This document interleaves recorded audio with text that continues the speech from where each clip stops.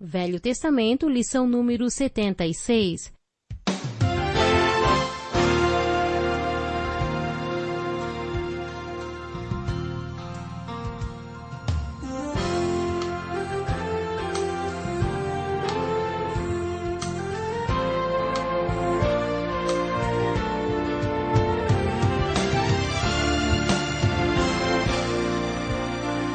Muitas pessoas têm tido seus sonhos destruídos pela falta de confiança absoluta em Deus.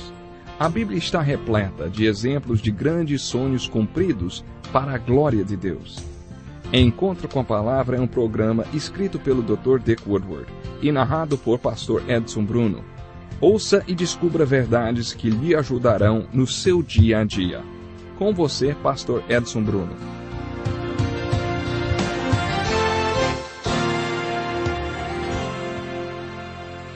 Como é bom estarmos juntos para mais um programa Encontro com a Palavra. Este é um estudo introdutório de toda a Bíblia que já nos trouxe aos livros proféticos do Velho Testamento. Depois de estudarmos os profetas maiores, iniciamos o estudo dos profetas menores. Já vimos dois deles, Oséias e Joel. No programa de hoje vamos estudar o profeta Amós. Ele é o profeta menor preferido de muitas pessoas, porque quando foi chamado para ser profeta, ele era uma pessoa absolutamente comum. Enquanto Isaías transitava pelos palácios no meio dos reis, Amós catava figos e pastoreava ovelhas em um lugarzinho chamado Tecoa, a cerca de 20 quilômetros de Jerusalém. Amós estava preocupado com o fato dos profetas oficiais não estarem pregando a palavra de Deus. Ele parecia incomodado com o fato de ter que largar a colheita de figos de suas ovelhas para pregar a palavra de Deus lá no norte do Reino do Norte. Amós estava triste com o fato dos profetas não estarem pregando a palavra de Deus como deveriam. Essa é mais uma razão por que as pessoas se identificam com Amós. Amós achava que as autoridades religiosas que conheciam a palavra de Deus não a pregavam. Ele sentia o chamado de Deus sobre sua vida e estava determinado, sim, a pregar a palavra de Deus se as autoridades espirituais não o fizessem, mesmo não sendo profeta nem filho de profeta. Amós vivia em Judá, no Reino do Sul. No entanto, ele foi chamado por Deus para pregar para o Reino do Norte de Israel, antes que o cativeiro assírio viesse sobre eles. Mesmo sendo o Reino do Sul, Amós foi um dos dois únicos profetas comissionados para pregar para o Reino do Norte. O outro foi Oséias. Todos os outros profetas pregaram para o Reino do Sul, de Judá. No início do livro de Amós, encontramos um dado histórico muito preciso. Enquanto você estuda os profetas, tenha em mente a importância de observar quais eram os reis contemporâneos àquele profeta. Às vezes, dados como quando e para quem um profeta estava pregando são muito importantes para que entendamos melhor a pregação do profeta. Seguindo a orientação do Espírito Santo, vários desses livros apresentam em sua introdução dados históricos como datas, local de pregação e público atingido por sua pregação. Esse tipo de informação serve para esclarecer melhor por que o profeta pregou aquela mensagem. Apesar desses dados serem importantes, devemos nos lembrar que o mais importante no estudo dos profetas é descobrir qual é a aplicação prática que podemos tirar daquela mensagem. Lembre-se sempre que o que você procura com a leitura dos profetas menores é uma aplicação pessoal para a sua vida. Lembre-se que os livros que passaram pelo cânon e hoje compõem a Bíblia foram escolhidos porque têm uma mensagem para nós. Através desse estudo você terá uma ideia da estrutura de cada livro, do contexto histórico e outros dados que o ajudarão a compreender melhor a mensagem do livro. O que você deve mesmo buscar com a leitura da Bíblia é uma mensagem para a sua vida. Ore pedindo a Deus que revele a você o que Ele tem a ensinar através de profetas como Amós. Quando estudamos o livro de Amós, observando as informações históricas do seu livro, descobrimos que ele foi mais um profeta que ministrou durante o reinado de Uzias. O rei Uzias do Reino do Sul estava relacionado com vários profetas. Isaías iniciou seu ministério no ano em que o rei Uzias morreu. Isso não quer dizer que Amós e Isaías tenham ministrado juntos. Na verdade, o ministério de Amós precedeu em alguns anos o de Isaías, no início do reinado de Uzias. Houve outros reis, como Jotão, que exercia a corregência junto a Uzias. Nos últimos anos do seu reinado, Uzias contraiu lepra. Tanto o reinado de Acás, o rei ímpio, como o de Ezequias, o rei bom, são citados durante o ministério de Amós.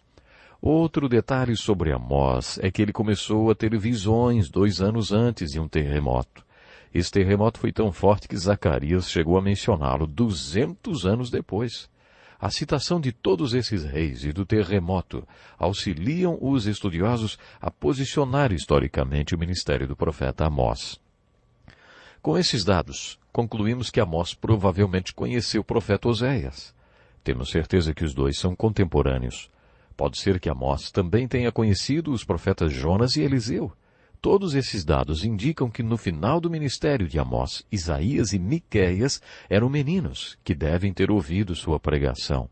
Seria muito interessante estudar o contexto histórico em que Amós viveu e compará-lo com os dos outros profetas. Nos primeiros versículos do livro de Amós, lemos que ele ministrou durante o reinado de Uzias. Sabe, é importante ressaltar que nesse período Israel era militarmente muito forte e estava vivendo seu apogeu. Uzias foi um bom rei, ele fez um bom reinado e o povo de Israel estava usufruindo de grandes vitórias militares. Eles acreditavam que não havia nenhum inimigo nem ameaça para eles. Os tempos eram de prosperidade, não apenas militar, como também material. Amós menciona essa abundância. As casas de verão, as de inverno, a bela mobília, o rico vestuário, tudo Amós menciona. Essa é a ideia que se tem do Reino do Norte nos dias do profeta Amós. O povo de Deus nos Estados Unidos e em muitos países também usufrui de muita abundância e prosperidade. A mensagem de Amós tem uma aplicação especial para os crentes que estão vivendo sob essa condição. 50 anos depois do ministério de Amós, os assírios invadiram e conquistaram o Reino do Norte.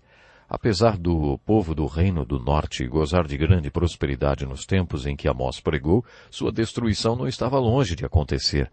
Amós estava dizendo era verdade. Só que quando o povo do Reino do Norte ouvia Amós pregando, seus sermões pareceram um verdadeiro delírio. Amós foi um grande pregador. Todos os profetas foram pregadores notáveis. É muito gratificante estudar suas mensagens e ver como elas eram claras. Vimos isso com Oséias e observaremos o mesmo com Amós, principalmente porque Amós foi um simples pastor e colhedor de figos. A pregação de Amós era clara e bem direta. Nos capítulos 1 e 2, observamos que Amós usou de estratégia e diplomacia em sua pregação. Ele começou fazendo uma pregação que os israelitas queriam ouvir. Amós sempre dava as boas notícias primeiro e depois as más. Talvez você já tenha ouvido falar das galés romanas. Durante o Império Romano, eles usavam esses navios de escravos. Alguém batia um ritmo com uma marreta e os escravos tinham que remar no mesmo ritmo. Numa manhã, o capitão do navio disse aos remadores, olha, eu tenho uma boa e uma má notícia para vocês. A boa notícia é que hoje vocês receberão uma porção extra de comida e água. A má notícia é que depois que vocês comerem, nós vamos voar. Eu quero é fazer esqui aquático. Vocês vão ter que remar muito rápido. E você já deve ter ouvido muitas piadas com boas e más notícias, não é? Aqui vai mais uma. Um médico ligou para o seu paciente dizendo, olha, eu tenho uma boa e uma má notícia para você. A boa notícia é que você só tem um dia de vida, ou você tem um dia de vida. A má notícia é que eu passei o dia de ontem inteiro tentando falar com você. Então, você já está no último dia. Observe que Amós sempre fez isso. Primeiro dava a notícia boa e depois a ruim. Parece que Amós gostava de preparar seus ouvintes para as más notícias. Primeiro ele chamava a atenção deles com uma boa notícia e depois ele despejava a má neles. Nos 2 primeiros capítulos, Amós dá uma boa notícia dizendo que as nações que eram odiadas por Judá, inimigos deles, seriam julgadas por Deus. Amós cita 3 nações, uma a uma. Ele anunciou que o julgamento de Deus viria sobre os inimigos deles. Quando Amós citou as nações sobre as quais viria o julgamento de Deus, o povo recebeu muito bem sua mensagem. Como foi bom para eles ouvirem que o julgamento de Deus viria sobre seus inimigos. Mas depois que Amós conseguiu atrair a atenção deles para sua mensagem, sua pregação foi a seguinte. Por 3 transgressões de Judá, e ainda mais por 4, não anularei o castigo. Porque rejeitou a lei do Senhor e não obedeceu aos seus decretos, porque se deixou enganar por deuses falsos, deuses que os seus antepassados seguiram, porei fogo em Judá, e as chamas consumirão as fortalezas de Jerusalém. Essa parte da mensagem de Amós referia-se ao reino do sul de Israel. Mas depois ele passa a pregar sobre o reino do norte. Assim diz o Senhor: por 3 transgressões de Israel, e ainda mais por 4, não anularei o castigo. Vendem por prata o justo, e por um par de sandálias o pobre. Pisam a cabeça dos necessitados como pisam o pó da terra, e negam justiça ao oprimido. Pai e filho possuem a mesma mulher, e assim profanam o meu santo nome. Inclinam-se diante de qualquer altar, com roupas tomadas como penhor. No templo do seu Deus bebem vinho recebido como multa. Mas vocês fizeram os nazireus beber vinho e ordenaram aos profetas que não profetizassem. Agora, então, eu os amassarei como uma carroça amassa a terra, quando carrega o trigo. O ágil não escapará, o forte não reunirá suas forças, e o guerreiro não salvará sua vida. O arqueiro não manterá sua posição, o que corre não se livrará, e o cavaleiro não salvará a própria vida. Até mesmo os guerreiros mais corajosos fugirão nus naquele dia, declara o Senhor. Quando Amós pregou sua mensagem para o reino do norte, Israel, o povo deve tê-la ridicularizado, porque ele estava profetizando a derrota deles pelos assírios. Amós mencionou especialistas de guerra, como o arqueiro, o cavaleiro e o guerreiro, que eram o ponto forte do exército do rei Uzias. Entretanto, 50 anos depois, todas suas profecias se cumpriram. É muito interessante acompanhar a maneira como Amós anuncia o julgamento de Deus sobre Judá e sobre Israel. Amós não separa Israel e Judá das outras nações do mundo, mesmo que a maioria dos profetas faça esta distinção. Amós inclui o povo de Israel e de Judá no julgamento que Deus fará a todas as nações. Mas o ponto mais forte da pregação de Amós é que o julgamento de Deus sobre Judá e Israel, especialmente Israel, será mais severo do que o julgamento das outras nações. Isso porque os povos de Judá e de Israel estavam espiritualmente em vantagem em relação aos outros povos. Esse é um ponto muito importante da pregação. Vou explicar melhor por que eles estavam em vantagem. Eles conheciam a lei de Deus, tinham sobre eles as bênçãos e eram ricos material e espiritualmente. Por isso eles também tinham uma responsabilidade maior. De acordo com Amós, a medida ou o grau de sua responsabilidade é diretamente proporcional à medida ou ao grau do seu conhecimento espiritual. Um princípio muito enfatizado nas Escrituras é o que você faz com o que sabe. As pessoas falam muito sobre a idade da razão. A Bíblia não fala muito sobre isso não, mas algumas pessoas acham que essa idade da razão é aos 12 anos, porque foi nessa idade que Jesus foi para o templo. Essa idade é citada 8 vezes na Bíblia. Entretanto, o fator-chave que determina a responsabilidade não é a idade, mas a luz. Quanto de luz você tinha, em quanto de privilégio espiritual, de vantagem espiritual, de conhecimento espiritual você tinha? De acordo com a Bíblia, é essa a pergunta que um dia você vai ter que responder. A mensagem tão importante que Amós queria transmitir a Israel é que o julgamento de Deus estava chegando. É claro que essa foi a mensagem de muitos profetas, e essas mensagens vinham em vários pedaços. No início de suas profecias sobre o julgamento de Deus, eles pregaram: se você se arrepender, o julgamento de Deus pode ser desviado. É importante reparar se, quando eles pregavam retorno e restauração, eles estavam pregando para Israel ou para Judá. Se eles estavam pregando restauração de Deus para Judá, eles queriam dizer 2 coisas. Primeira, daqui a 70 anos vocês vão voltar do cativeiro babilônico.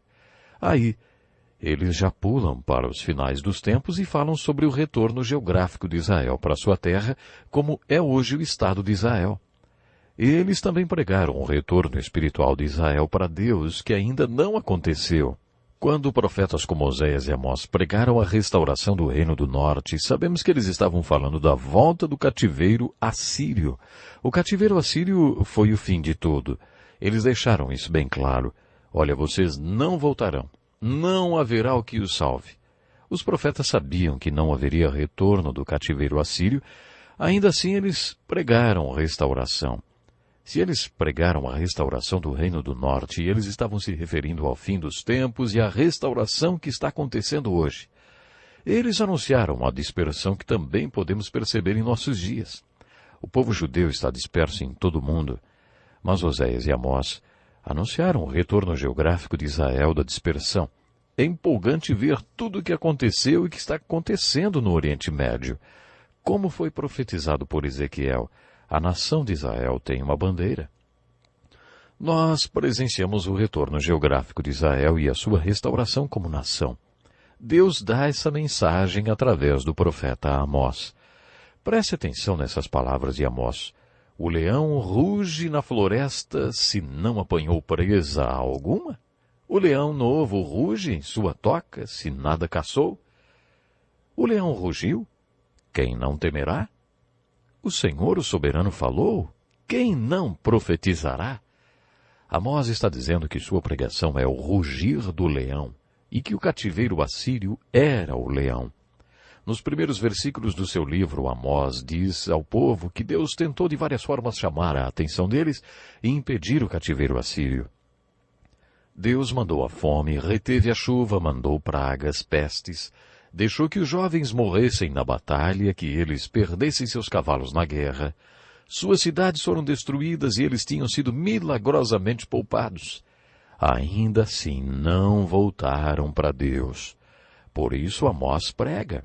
O julgamento de Deus está chegando. Depois, por meio de visões, Amós prevê o julgamento de Deus. Essas visões são a base de sua mensagem. Nos capítulos 7 e 8, ele descreve a terrível visão do enxame de gafanhotos que devastaria tudo. Aí então, como Moisés fez, Amós intercede pelo povo e pede a Deus que não mande aquela praga. E Deus atende seu clamor.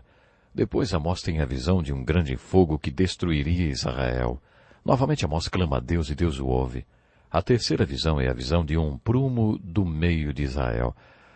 As coisas começavam a ficar bem sérias. Amós tem a visão do Senhor com um prumo na mão junto a um muro construído de acordo com o prumo. Deus pergunta, o que você está vendo, Amós? Ele responde, um prumo. E Deus continua, veja, estou pondo um prumo no meio de Israel, o meu povo. Não vou poupá-lo mais. Depois, Amós vê um cesto cheio de frutas maduras. Deus pergunta, o que você está vendo, Amós? Lembre-se que os profetas tinham visões. Amós responde, estou vendo um cesto de frutas maduras. E Deus diz que as frutas representam o povo de Israel pronto para o castigo. Chegou o fim de Israel, Deus diz, o meu povo. Não o pouparei mais. Segue-se então a mais terrível visão que Amós teve. Viu o Senhor junto ao altar e ele disse, bata no topo das colunas para que tremam os umbrais. Faça que elas caiam sobre todos os presentes e os que sobrarem matarei a espada. Ninguém fugirá, ninguém escapará. Ainda que escavem até as profundezas, dali a minha mão irá tirá-los. Se subirem até os céus, de lá os farei descer. Mesmo que se escondam no topo do Carmelo, lá os caçarei e os prenderei. Não há como escapar do julgamento do Senhor. O Senhor dos exércitos, ele toca na terra e ela se derrete, e todos os que nela vivem pranteiam. Não havia nada que o reino do norte pudesse fazer contra esse castigo de Deus, e essa foi e era a mensagem de Amós. Não era uma mensagem nada agradável, né? E o povo do reino do norte caçoou dela. Mas o interessante é que 50 anos depois que Amós a pregou, 50 anos depois que Amós pregou essa mensagem, ela foi cumprida literalmente. Quando Amós partiu para o reino do norte para pregar, os falsos profetas lhe disseram, vá embora, vidente, vá profetizar em Judá. Amós respondeu, eu não sou profeta, nem pertenço a nenhum grupo de profetas. Apenas cuido do gado e faço colheita de figos silvestres. Mas o Senhor me tirou do serviço junto ao rebanho e me disse, Vá, profetize a Israel, o meu povo. Agora ouça então a palavra do Senhor. Você diz, não profetiza contra Israel, e pare de pregar contra a descendência de Isaque. Mas o Senhor lhe diz, sua mulher se tornará uma prostituta na cidade, e os seus filhos e as suas filhas morrerão à espada. Suas terras serão loteadas, e você mesmo morrerá numa terra pagã. E Israel certamente irá para o exílio, para longe da sua terra natal. Aconteceu aqui o mesmo que aconteceu quando um dos falsos profetas contradisse Jeremias. Ele profetizou, assim diz o Senhor, vou tirá-lo da face da terra. Este ano você morrerá, porque pregou rebelião contra o Senhor. 2 meses depois, só 2 meses depois disso, o falso profeta morreu. Às vezes eu não digo que sou ministro porque as pessoas têm um certo temor. Quando as pessoas se opunham à missão do profeta, o profeta profetizava o mal em suas vidas. Foi isso que Amós fez quando o falso profeta o mandou cuidar da própria vida e voltar para casa. A mensagem de Amós era a respeito do julgamento de Deus que estava chegando, mas principalmente a respeito dos pecados daqueles que tinham conhecimento espiritual. Jesus também falou sobre isso. Lemos no capítulo 9 do Evangelho de João, se vocês fossem cegos, não seriam culpados de pecado, mas agora que dizem que podem ver, a culpa de vocês então permanece. Nós nos preocupamos muito com os incrédulos. A Bíblia diz que onde houver a ignorância, a escuridão, então não há pecado. O que causa o pecado é a luz. Onde há luz, há pecado. O que você faz com aquilo que você já sabe, hein? Com o que você conhece? Esta é uma parte importante da pregação de Amós. Amós pregou, vocês israelitas não são para mim melhores do que os etíopes. E a resposta é, sem dúvida, os olhos do Senhor, o soberano, se voltam para este reino pecaminoso. Amós está dizendo que espiritualmente os israelitas estão em vantagem, por isso o julgamento deles será maior do que o julgamento das nações pagãs. Resumindo, creio que a mensagem de Amós nos mostra várias verdades. Primeiro, que o julgamento está chegando porque o povo de Israel pecou. A segunda parte da mensagem é que eles pecaram mesmo tendo conhecimento espiritual, mesmo estando em vantagem espiritual. Mas a terceira parte da mensagem é sobre restauração. Naquele dia levantarei a tenda caída de Davi. Trarei de volta Israel, o meu povo exilado. Eles reconstruirão as cidades em ruínas e nelas viverão. É muito empolgante ler sobre a restauração do Reino do Norte, porque ela ainda não aconteceu. Quando lemos sobre essa restauração do Reino do Norte, temos certeza que, assim como o povo voltou do cativeiro babilônico, conforme foi profetizado, essa restauração também acontecerá. Quando ouvimos a pregação de restauração de Oséias e de Amós, renovamos nossa esperança na segunda vinda de Jesus Cristo. Por que hoje tantos se interessam pelas profecias das Escrituras e pelo Oriente Médio? Ora, por causa de Israel. Se você quiser se inteirar das profecias hoje, fique de olho em Israel. Paulo e os profetas do Velho Testamento afirmaram que Deus ainda não acabou seu tratamento para Israel. Já vimos parte do cumprimento da profecia, que é o retorno geográfico de Israel. Mas os profetas também pregaram o retorno espiritual de Israel para Deus. Zacarias afirma que os judeus serão pregadores tão bons que 10 homens agarrarão um judeu pelo casaco e dirão, fale-nos sobre Deus, fale-nos sobre Deus. Isso ainda não aconteceu, mas vai acontecer. E você já se voltou para Deus espiritualmente? Não perca o próximo encontro com a palavra. Que lição importantíssima. Obrigado, pastor Edson Bruno. Prezado ouvinte, coloque em prática o que você ouviu aqui. Sem dúvida, sua vida será grandemente abençoada. Este é um estudo escrito pelo Dr. Dick Woodward, na voz do pastor Edson Bruno. Escreva-nos e solicite o material. Nosso endereço é Encontro com a Palavra, Caixa Postal 2011, CEP 89201-970, Joinville, Santa Catarina. Até o nosso próximo encontro com a Palavra.